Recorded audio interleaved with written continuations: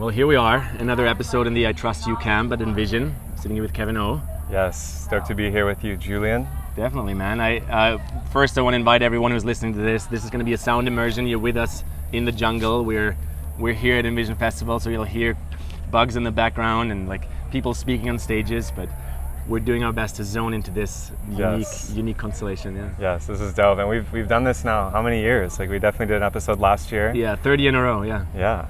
It's been amazing, and it's been dope to co-create with you through the evolutions, because this was superhero. First it was like Superhero Academy, and right. Then it was freedom culture, and now we're in the I Trust You evolution of this camp. And let's talk about trust. Let's talk about trust. I feel like one way to experience trust is this like spacious connecting over purpose, like the way you and I keep meeting in the world is like, maybe the first time I saw you through my projections, but then I keep meeting you and I'm like seeing you clearer and clearer and clearer for the gifts you have, the things you have to offer, the beauty that you hold, right? And like the codes that you share with people. Yeah. How's trust for you? Like what does it take for you to build trust?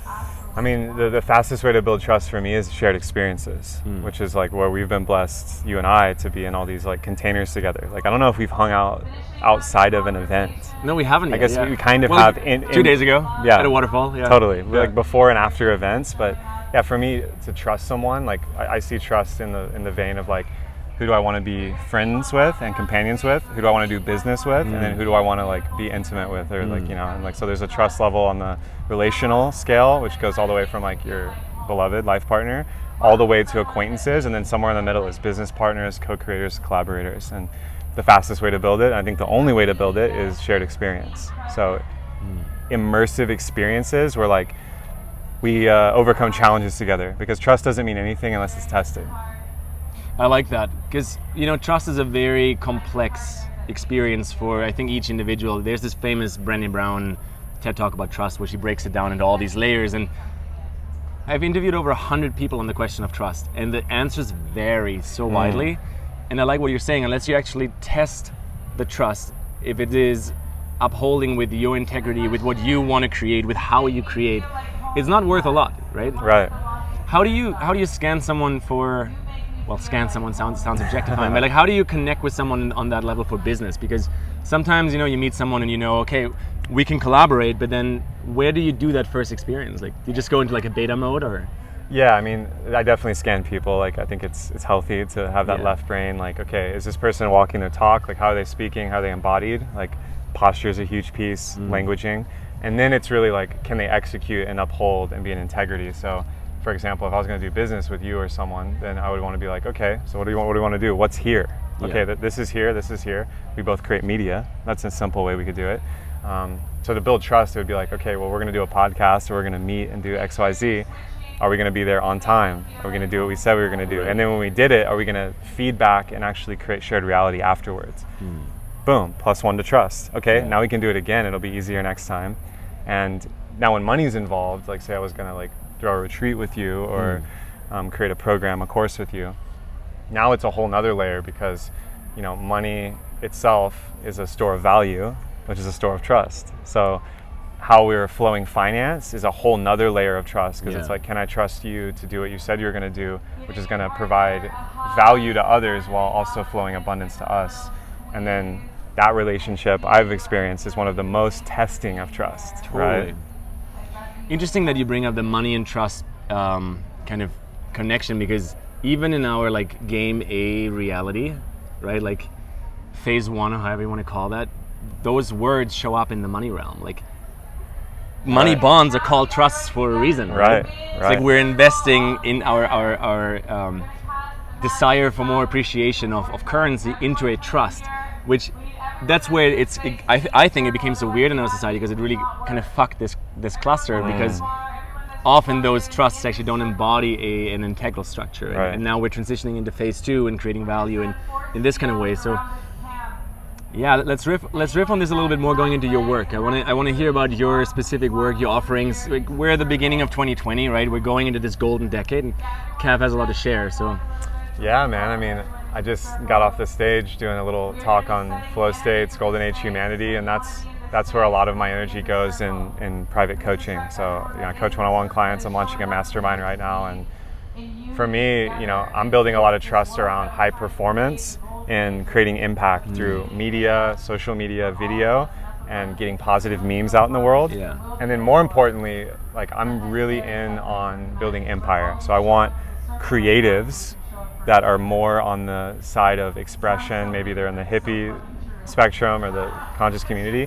I want to, as I have done, I'm holding people to create businesses in entrepreneurship, enterprises, brands, movements, media channels, where they can support themselves and create an ecosystem. So the whole point of becoming a creator or a businessman for me is actually to create more jobs, kind of, and employ people and provide value at a high level, and then have that become a system. So systematize that, and that's what my online courses, my coaching and retreats is all about. And the other side to that is the relational piece. So with my queen, Nadine, we coach couples and do immersions around Tantra, sacred sexuality, and basically like how do you flow sexual and creative energy in a good way to build massive trust with a partner. And then that's, of course, another layer if you're doing business together with your partner as well. Which I know you have some experience even if you with don't, that. I have experience with that, but even if you don't do business with each other like all the way, as your sacred partners and you're sharing sexual energy and intimacy and trust building, I feel like a lot of the business that my partner creates, even though I'm not really officially in it, she still processes a lot of it through me. Oh yeah. Right, because it's a natural flow of a relationship. You're the first point of connection for a lot of her reality. So that, I mean, I can totally relate. Even if you aren't going to do business with your partner, like I'm all in on creating more power couples on this planet. Yeah. And in order to do that, the fastest way is the tantric path, which isn't just, bedroom techniques or eye gazing. It's like I work a lot with the archetypes. So it's like, how do you flow the archetype? Are you calling in the king right now? Are you born in the warrior hustle? Do you need some lover to dissolve boundaries? Do you need to take space? It's a lot of it's building polarity, because trust in relationship is like, when I'm distant from you, when I'm apart from you, if we're in a relationship, can I trust that you are going to show up in the way you said you did and were? And then can we hold agreements around that? And then when you've done that a bunch, what you find is emotionally, psychologically, physically, mentally, you start to become your best self. We were just talking before we hit the red button about the avatar self, right? Yeah. And so if you want to be your best avatar, trust in between men and women specifically, masculine and feminine, I'm not going to say like I'm full gender cis, white male, like heteronormative, but there's going to be a masculine and feminine relationship. And the way I see it on the planet, and that's why I do men's work as well, that's one of the front lines right now. That's beautiful. I feel like those couples that have that really down, you can feel that in their presence, that they have a field of agreement between them that's maybe not unshakable, but that's just really clear between them, like, and for me in my relationship, we're like going into the third year at this point. It's the more I can trust our agreements, the more at ease I feel, and the more vulnerable and ready to be vulnerable I feel. Yeah. Because if I have something come up on a business level, on a sexuality level, on a even just like on an emotional level, if our agreements are shaky, I won't open up. But if I know my partner can hold me or can at least listen to say, oh, I don't have an answer, but now that you shared your truth, I feel like sharing your truth and speaking your truth is a direct pathway to claim your own power back and then amplify your power into the world. Yes, and there's no being that's going to be stewarding massive resources, massive influence. We're in the age of the internet where just with a smartphone you can reach millions of people. That person's alignment and their integrity, which you can hear in their words and how they show up in the world, is going to be directly related to the person they spend the most time with, and then extrapolated the people they spend the most time with, the five. I call it the inner council. The 5 people you spend the most time with, everyone knows this in personal development by now, determines your level of financial, emotional, sexual, physical well-being. So what you're saying is like, what I heard you say is, within a partnership, if the vulnerability and intimacy is there, you're going to show up more embodied in every piece of your life, forward-facing, right? And 100%. Business, I think, is one of the most fast vehicles to get feedback on that. Like dating and business, like those are the areas. It's a really good feedback loop. I agree. Possibly as an artist singing on stage and having a feedback loop with the audience is also one of those. That's huge. But business has like this instant give back where you realize, okay, did what I do create value, and was it appreciated, reciprocated, and received, or was it too mental? Was it like a construct that I thought would work? Like people have these big dreams and visions, and I very much encourage them.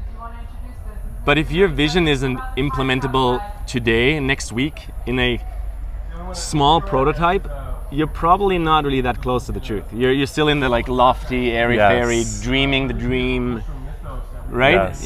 Yeah, and that's the work for our tribe. A lot of the people we share reality with here. We're heavy. I'm heavy, and I'm going to extrapolate. We're heavy on ideas. We're heavy on concepts. We're heavy on the new paradigm. The work with a capital W is bringing it down and in. Like you said, is there micro examples and implementations day to day?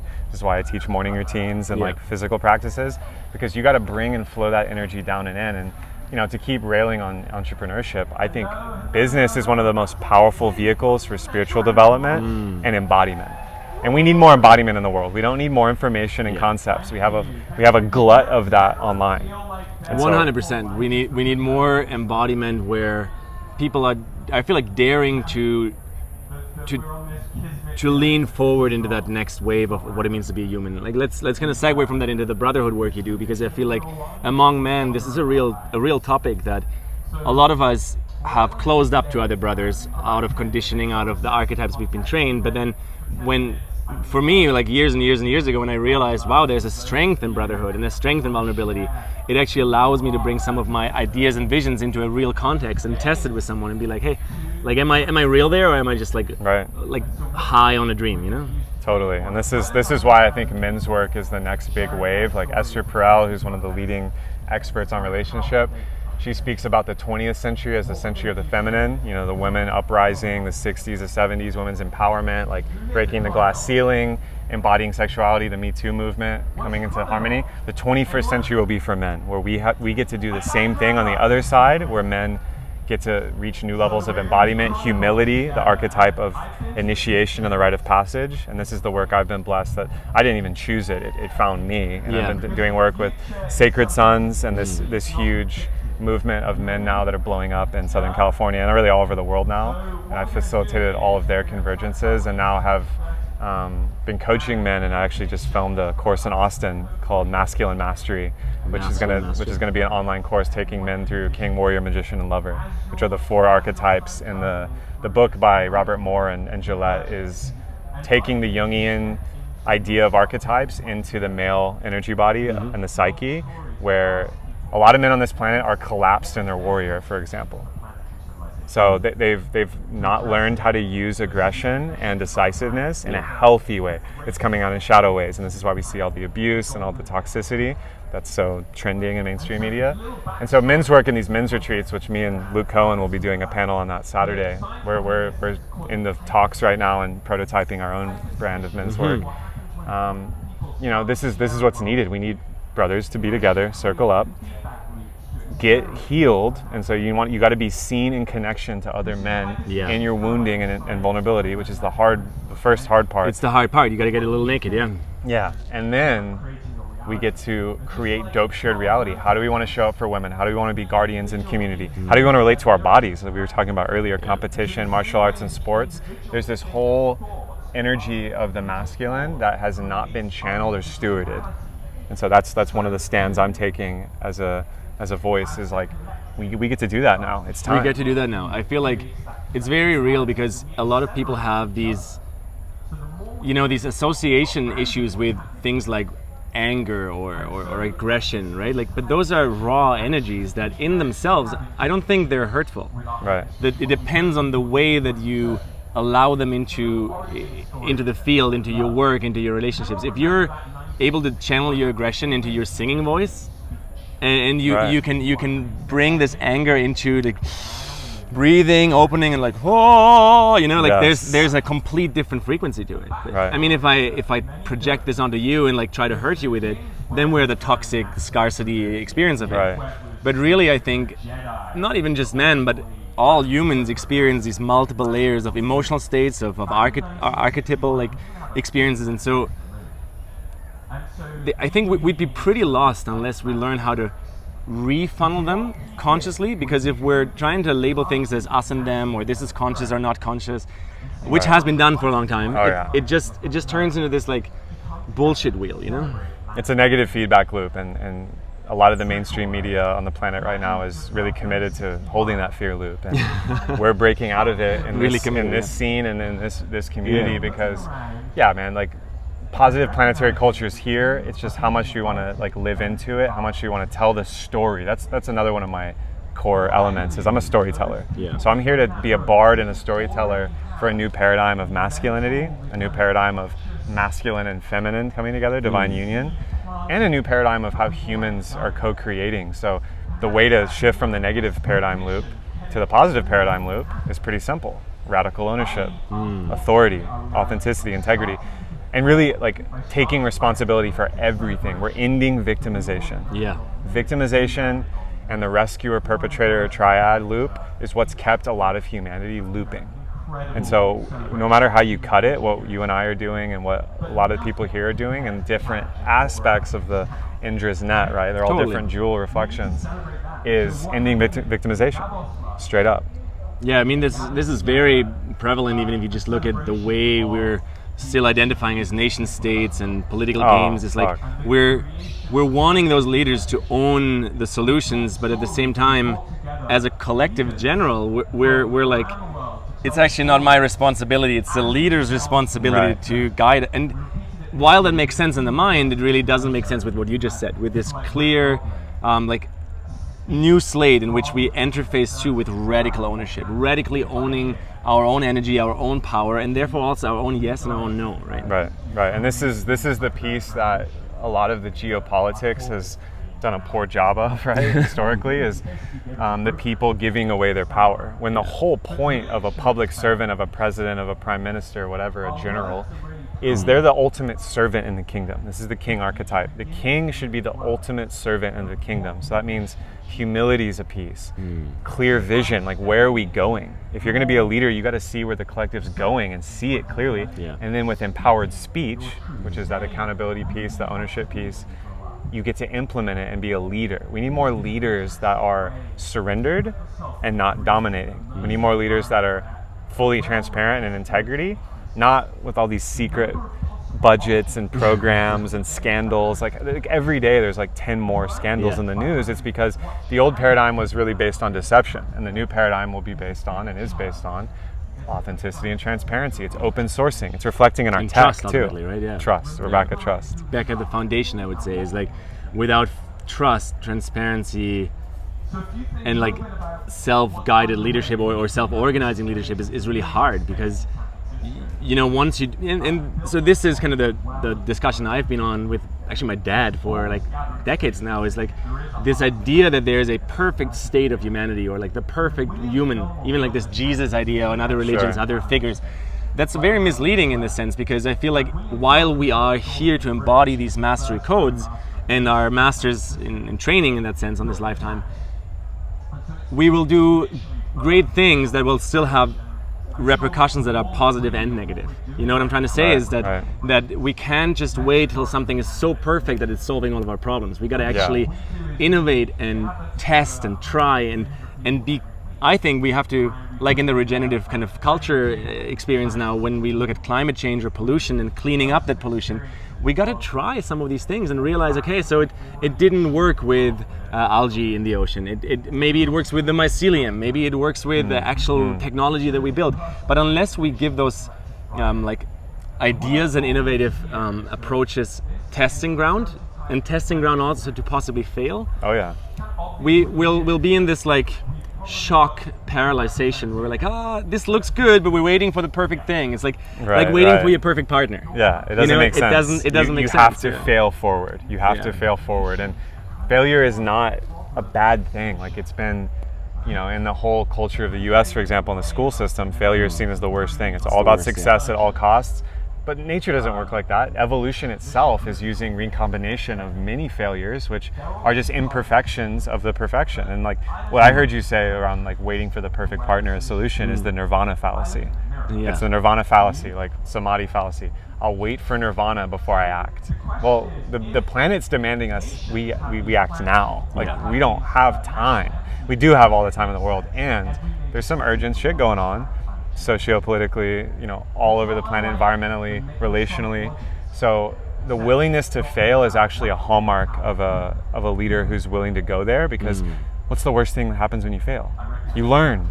You just learn. It's like a conclusive, like it always leads to that. Like failure always leads to learning, right?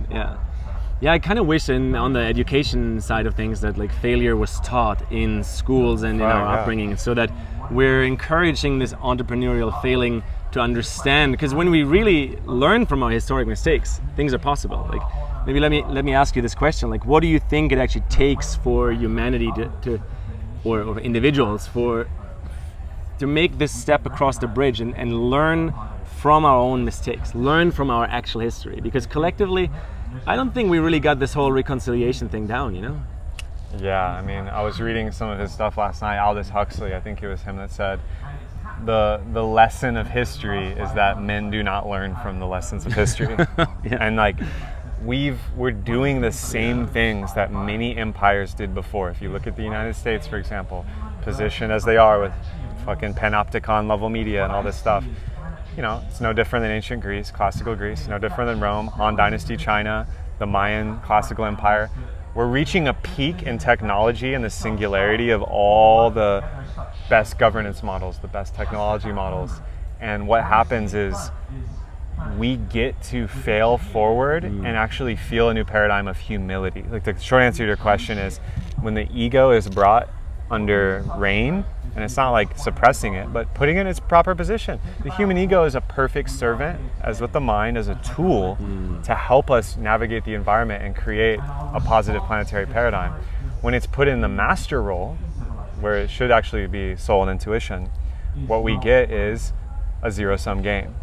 We get an economy that betrays the weak, exploits the young, exploits the environment. We get men and women who are living out parental wounds and emotional trauma, and we get a monetary system that isn't actually serving life. It's like, in many ways, anti-life. So the new turn in the road that we're in, this juicy point in human history, is learning from the past, humbling the ego, and implementing solutions. Fail is failed action inspiring learning. Like it's like, okay, that didn't work. Wow, I like that. Let me inspire, instead of going down, let me upward spiral and be like, wow, we just learned something. This is a win.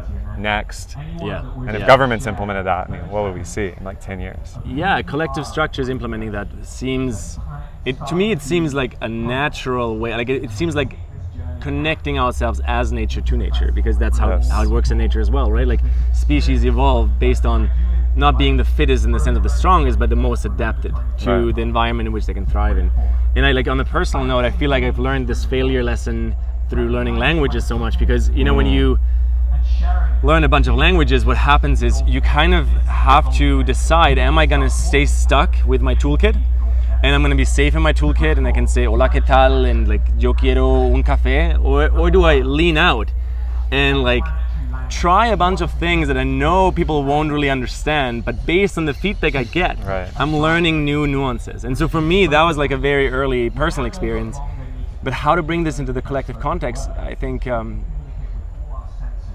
I don't fully know how, to be honest. I feel like me personally, I'm embodying both like the role of making this library of conversations in the regenerative culture, but then also just being really patient and holding the field that we will collectively learn much more, you know? Yeah. Like think of this camp 3 years ago and today, like totally. The evolution's great. Yeah. You know, the only way I see it happening on an individual level, which revolutions and massive change always starts with the individual, it's all about meeting people where they're at. So you have someone in corporate, you have a single mom, you have an indigenous person living off the rainforest.